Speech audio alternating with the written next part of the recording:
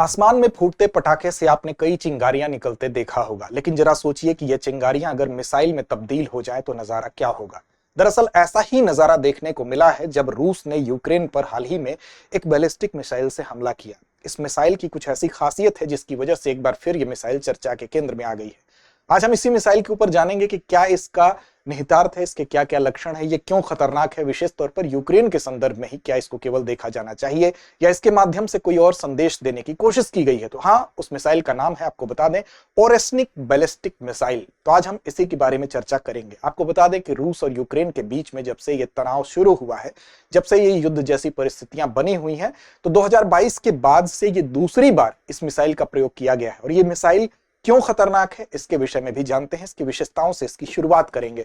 तो देखिए, ओरेस्निक ballistic missile, इसका प्रयोग रूस के द्वारा किया गया है, इसी वजह से ये चर्चा में। सबसे पहले उस जगह को देखते हैं जिसके माध्यम से ये समझ जाएंगे हम कि वास्तव में ये क्यों इसके अन्य निहितार्थ के ऊपर भी चर्चा हो रही है।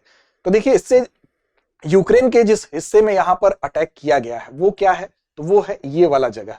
इस जगह का नाम है लीव। अब ये पश्चिमी यूक्रेन का लीव शहर है, यहां पर ही हमला किया गया है। और 21 नवंबर 2024 को यूक्रेन के निप्रो में एक बार पहले भी इसी मिसाइल से हमला किया गया था। इस मिसाइल की चर्चा इसकी वजह से हो रही है। क्यों खासियत है, क्या खासियत है, उसको समझते हैं जरा सा हम। तो देखिए, इस मिसाइल की खासियत पर नजर डालेंगे तो रूस ये कहता है कि ये MRBM है, यानी कि मध्यम दूरी की बैलिस्टिक मिसाइल है। मध्यम दूरी की बैलिस्टिक मिसाइल उसको कहते हैं जो कि 500 से लेकर लगभग 3000 किलोमीटर तक जिसकी मारक क्षमता होती है। लेकिन जो खुफिया रिपोर्ट है या जो अमेरिका कहता है वो कहता है वास्तव में ये जो मध्यम दूरी की बैलिस्टिक मिसाइल होने का दावा रूस की तरफ से आता है उसमें सच्चाई नहीं है। ये बेसिकली क्या है, ये बेसिकली आपकी IRBM है, यानी कि इंटरमीडिएट रेंज जो बैलिस्टिक मिसाइल है वो है, यानी कि 3000 से 5500 किलोमीटर तक इसकी क्षमता है। अब देखिए, ये तो इसकी दूरी की बात हुई। ये परमाणु हथियार और पारंपरिक हथियार दोनों को ले जाने में, दोनों वॉरहेड लेकर जाने में सक्षम है, इसलिए ये और ज्यादा खतरनाक हो जाता है। इसके अलावा इसकी प्रमुख विशेषताएं जो हैं इसको और खतरनाक बनाती हैं। देखिए, इसकी दूरी तो जो है वो ठीक है, मारक दूरी जो भी है, दावा जो चाहे रूस जो करे या अमेरिका जो करे, दूरी आप समझ जाइए कि IRBM, इसका IRBM श्रेणी में होना इसके लिए बाकी देश इसका दावा करते हैं, हालांकि रूस ऐसा नहीं कहता है। विशेषता क्या है, तो देखिए, विशेषता इसकी सबसे प्रमुख जो है जिसकी वजह से ये खतरनाक होता है वो है कि MIRV जो तकनीकी है। MIRV तकनीकी क्या होती है, तो multiple independently target re entry vehicle इसको कहते हैं। यानी कि एक साथ ये कई टारगेट को हिट कर सकता है। और री एंट्री का मतलब होता है पहले ऊपर जाता है और फिर बहुत तेजी से ये नीचे आता है और फिर उसके बाद टारगेट को हिट करता है। अब इससे री एंट्री व्हीकल ये है, साथ साथ 6 अलग अलग वॉरहेड क्या होता है, तो कोई भी मिसाइल होती है उसके अगले हिस्से में आप देखेंगे जो आयुध लगे होते हैं, जो हथियार, मेन जो विस्फोटक चीज होती है उसको वॉरहेड कहते हैं। अब इसमें क्या है कि इसमें एक नहीं, इसमें 4 से लेकर 6 वॉरहेड लग सकते हैं।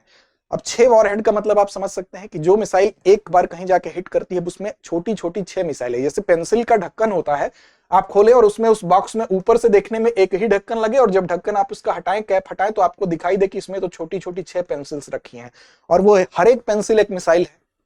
तो इसमें 4 से लेकर 6 वॉरहेड ये अलग अलग इसमें जगहों पर हिट करेगी। खतरनाक इसलिए भी है कि उन 6 वॉरहेड्स में भी 3 जो है उप आयुध, यानी उससे भी छोटी पेंसिल आप मान लीजिए वो लगी हुई है, उससे भी छोटी मिसाइल मान लीजिए वो लगी हुई है। तो इस तरह से अगर 6 मान लीजिए वॉरहेड हैं इसके अगले हिस्से में और उसके अंदर एक में 3 है, तो आप देख सकते हैं कि 18 लगभग जगहों पर ये एक साथ हिट करने की इसकी क्षमता है। और इसकी विशेषता ये खतरनाक और क्यों होता है, क्योंकि इसकी स्पीड जो है वो हाइपरसोनिक स्पीड है। हाइपरसोनिक स्पीड होने की वजह से यानी लगभग 10 मैक की स्पीड है। यानी कि आप सोचिए कि कोई टारगेट हो, उसमें एक मिसाइल अगर दागी जा रही है और सारे के सारे अलग दिशाओं में जाते हैं और री एंट्री करते हैं, अचानक हमला करते हैं, तो इसका मतलब इतनी स्पीड से, हाइपरसोनिक स्पीड से अगर ये हमला होगा तो ये बहुत ज्यादा खतरनाक होता है। 8000 मील प्रति घंटा की इसकी रफ्तार, यानी 10 मैक लगभग 13000 किलोमीटर प्रति घंटा की रफ्तार इसकी है अगर किलोमीटर में बात करें। अब ये वॉरहेड पहले ऊपर जाता है और तेजी से फिर री एंट्री करता है। और इसमें अभी तक, हालांकि गनीमत यह है कि अभी तक पारंपरिक जो वॉरहेड है, विस्फोटक है, उसको ही इस्तेमाल किया गया है। हालांकि परमाणु हथियार ले जाने में ये सक्षम है। इसकी अगर बात करें तो 15 से 18.5 मीटर इसकी लंबाई है, साथ साथ 1.9 मीटर के आसपास जो है इसका व्यास है। अब ये आसानी से किसी भी चीज पर ले जाया जा सकता है, तुरंत इसको हिट करने के लिए रेडी किया जा सकता है, ये इसकी खास बात है। अब RS-26 रूबेज जो है, ये कहा जाता है कि ये उसी का विकसित संस्करण है जो 2008 में उसका एक सरल संस्करण आप कह सकते हैं कि RS-26 रूबेज था, जो कि रशिया के पास पहले से ही था। यहां पर देखिए, जो आप RS-26 रूबेज पहले ये था, अब इसी को थोड़ा सा उन्नत संस्करण के रूप में आप देख रहे हैं। यहां पर है, देखिए वही जो पेंसिल वाली बात आपको बता रहे थे, इसमें 6 वॉरहेड्स होंगे, यानी कि 1 2 3 4, 4 से लेकर 6 तक वॉरहेड लगेंगे, और ये सारे वॉरहेड्स क्या करेंगे, अलग अलग दिशाओं में हिट करेंगे, अलग अलग दिशाओं में, और फिर इनमें भी प्रत्येक में 3 होगा। तो इसका मतलब कि ये अलग डिफरेंट डिफरेंट दिशाओं में एक साथ 10 मैक की स्पीड से अगर हिट करेंगे तो ये बहुत खतरनाक हो जाता है। गनीमत ये है कि अभी तक पारंपरिक इसमें जो विस्फोटक है उसका इस्तेमाल किया गया। अगर ये परमाणु हथियार होंगे तो ये सोचिए इसकी विनाशक लीला क्या होगी। इसका ओरेस्निक जो नेम है, बेसिकली वो हेजल ट्री होता है, हेजल ट्री से ही, चूंकि इसका रशियन नाम है तो रूसी भाषा में ओरेस्निक हेजल ट्री से उसका मतलब है, क्योंकि ये जब लौट के आते हैं वापस तो उसी तरह की कुछ चमकती संरचना होती है, इसलिए इसका ये नाम दिया गया है। अब देखिए, रूस और अमेरिका के बीच में एक INF ट्रीटी हुई थी। ये ट्रीटी के तहत दोनों देशों ने तय किया था कि एक 1987 में हस्ताक्षर किया था कि हम इस तरह का, चाहे बैलिस्टिक हो या क्रूज मिसाइल हो, जो कि जमीन से हवा में मार करता हो, वो 500 किलोमीटर से लेके 5500 किलोमीटर तक का दूरी को कवर करने वाला जो बैलिस्टिक या क्रूज मिसाइल होगा, वो हम उसका इस्तेमाल नहीं करेंगे। दोनों ने, अमेरिकी राष्ट्रपति रोनाल्ड रीगन ने और रूस की तरफ से मिखाइल गोर्बाचोव ने एक समझौते पर हस्ताक्षर किया था 1987 में। लेकिन अमेरिका ने यह आरोप लगाया रूस के ऊपर कि रूस इसका उल्लंघन कर रहा है। फिर 2019 में अमेरिका जो है इस ट्रीटी से अलग हो गया।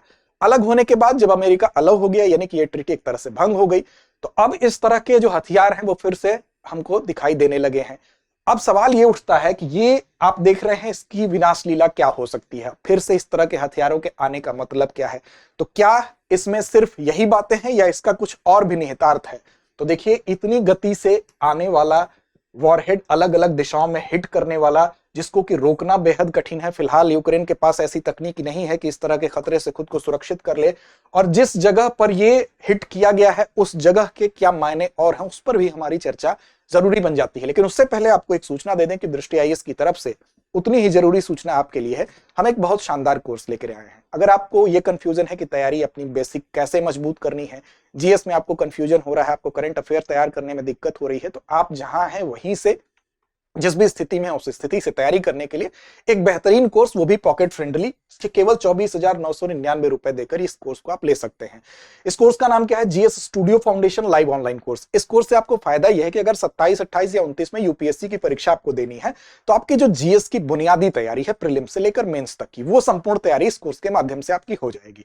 अब इस कोर्स में आपको 1250 प्लस घंटों की कक्षाएं मिलेंगी, आपको 18 क्लास टेस्ट मिलेंगे, आपको करंट अफेयर का जो सबसे इंपॉर्टेंट सेक्शन है उसको 2 साल के करंट अफेयर्स की क्लासेस का एक्सेस तो मिलेगा ही, प्रिंटेड मटेरियल मिलेगा, ये सब कुछ होगा। अब देखिए, खास बात यह है कि ये फीस जो है, ये भी जब ऑफलाइन बैच में आप एडमिशन लेने आएंगे तो ये पूरी फीस वहां एडजस्ट हो जाएगी। तो एक तरह से ये निःशुल्क हो गया आपके लिए। अब इस कोर्स में एक और खास बात यह है कि हिंदी में भी उपलब्ध है, इंग्लिश में भी है और इंग्लिश में भी है। साथ साथ इस वाली फीस में भी आपको छूट मिल जाएगी अगर आप अमिताभ कोड का इस्तेमाल करते हैं। तो अमिताभ कोड जो है अप्लाई करिए, या दृष्टि लर्निंग ऐप पर जब आप जाएंगे इस कोर्स को परचेस करने तो ये कोड अप्लाई करिए। अगर वो भी अप्लाई नहीं करना चाहते हैं तो आपको डिस्क्रिप्शन में लिंक मिलेगा, वहां ऑलरेडी ये कोड अप्लाई मिलेगा, वहां से आप इस लिंक पर क्लिक करिए और सीधे इस कोर्स तक आप पहुंच जाएंगे।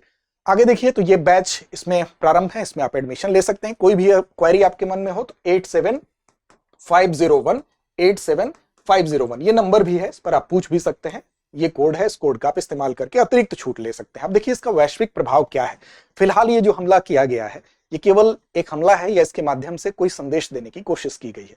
देखिए, एक तो जिस जगह पर हमला किया गया है वो आप देखें, उस जगह से जो दूरी है, पोलैंड की दूरी मात्र 1 किलोमीटर है। साथ साथ बेलारूस में अभी हाल ही में रूस ने यह कहा था कि बेलारूस में इस बैलिस्टिक मिसाइल को, ओरेस्निक बैलिस्टिक मिसाइल की सक्रिय वहां पर उसको शामिल कर लिया गया है सक्रियता से।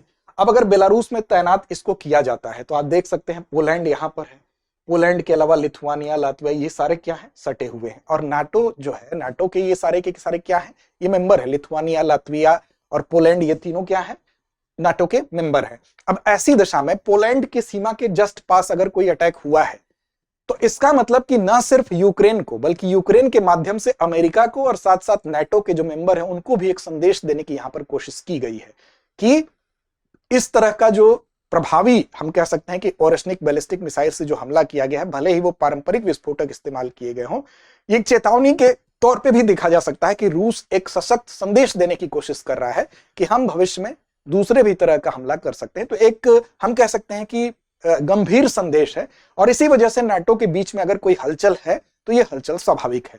तो ये इसका निहितार्थ है। बेसिकली हम ये कह सकते हैं कि ये बहुत अच्छी बात तो नहीं है, लेकिन हर देश जब अपनी सुरक्षा चाहता है तो वो ऐसी पॉलिसीज अपनाता है, वो एक भय की राजनीति करना चाहता है। तो उसके तहत ये हुआ है। फिलहाल जो हमला हुआ है जिस लीव जगह पर, तो वो पोलैंड की सीमा से मात्र 1 किलोमीटर की दूरी पर है। तो है भले ही वो यूक्रेन में, लेकिन उसकी दूरी पोलैंड यानी कि नाटो के मेंबर से एकदम करीब है। तो एक तरह से पूरे नाटो को और साथ साथ अमेरिका को यह संदेश देने की कोशिश की गई है। तो चलिए अब चलते हैं अभ्यास प्रश्न की तरफ।